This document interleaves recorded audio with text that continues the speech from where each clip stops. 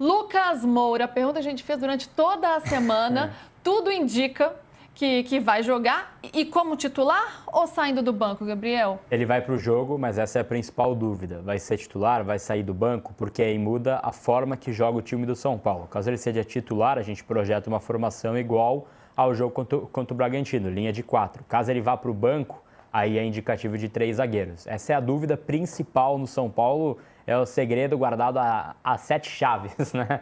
Qual vai ser a formação. Acho que o jogo do Palmeiras também espelha um pouco a forma que vai jogar o time do São Paulo, né? O Maia teve ali mais uma chance, enfim, no jogo contra o Coritiba, ele não conseguiu corresponder tanto, então é algo para a gente observar. Foi muito bem Rafael Tolói contra o Coritiba, que é um possível indicativo ali para 3 zagueiros também, mas eu acho que ele vai manter, até onde eu ando apurando, acho que ele vai manter aquela linha de 4 defensores, vai jogar com o Rafael no gol, Ramon, Arboleda e o Sabino, tá sem o Alan Franco então, Enzo Dias na esquerda, Bobadilha, Danielzinho, Marcos Antônio, Lucas, Luciano e Caleri.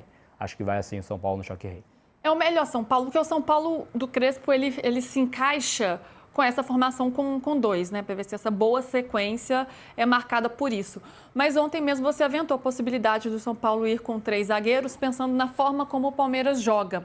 Você acha que o Crespo pode adotar essa estratégia?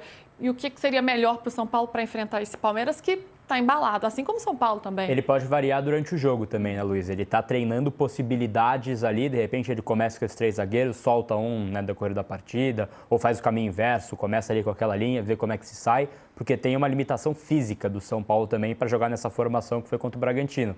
Dá ali, já na segunda etapa, 15, 20 minutos, você perde Danielzinho, perde Bobadilha, acabou o time do São Paulo.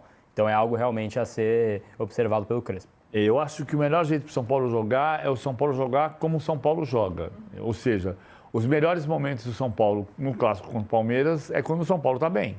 E o São Paulo está bem jogando com 2 zagueiros. Então, por isso, eu acho que ele tem que ir com o time que está jogando. Que a gente decorou o time titular.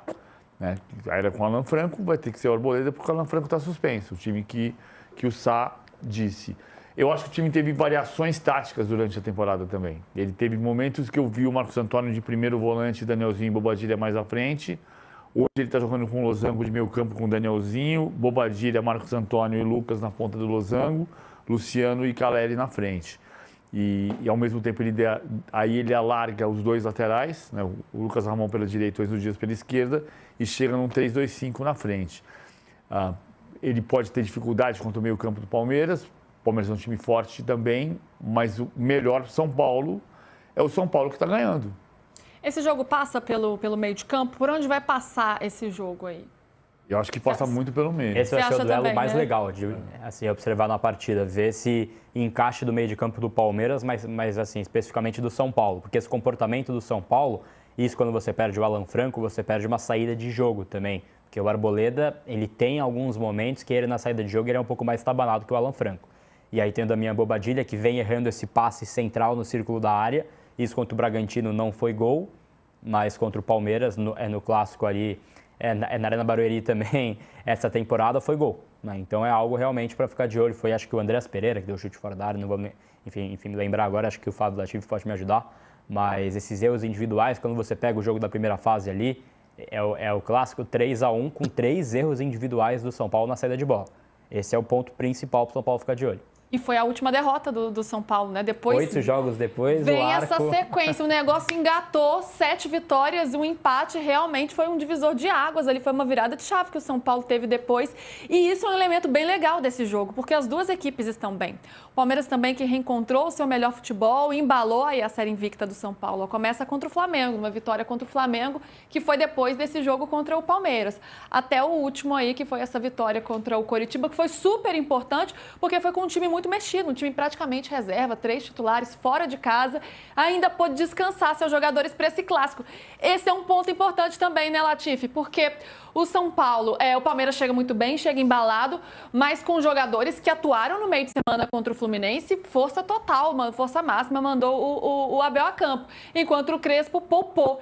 O Palmeiras está preocupado com isso, de alguma forma? Porque é o São Paulo que chega mais descansado, pelo menos nessa semana, né? Pois é, Lu, o São Paulo conseguiu vencer fora de casa, preservando alguns titulares, enquanto o Palmeiras passou um sufoco contra o Fluminense. Só que tem uma diferença entre as duas campanhas das equipes no Paulistão. Porque o São Paulo, a gente vai lembrar que durante o Paulistão foi obrigado a usar os seus titulares em rodadas que o Palmeiras poupou. Então, se a gente faz a conta a longo prazo, né, o Palmeiras conseguiu dosar alguns atletas. Nos últimos 2 jogos foi mais difícil, né?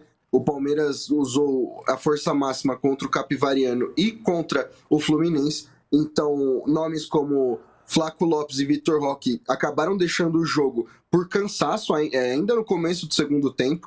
Então, o Abel conseguiu segurar isso. Agora, a defesa, só o Kelvin foi substituído, o Marlon Freitas jogou os 90 minutos, o Andrés jogou 80 minutos, então realmente para esse jogo, né, o intervalo de descanso, o São Paulo conseguiu respirar mais, mas não é uma preocupação para o Palmeiras não, justamente por ter conseguido dosar melhor os seus atletas durante todos os 13 jogos que disputou até aqui. Isso pode pegar, PVC, essa questão física nesse jogo? Acho que não.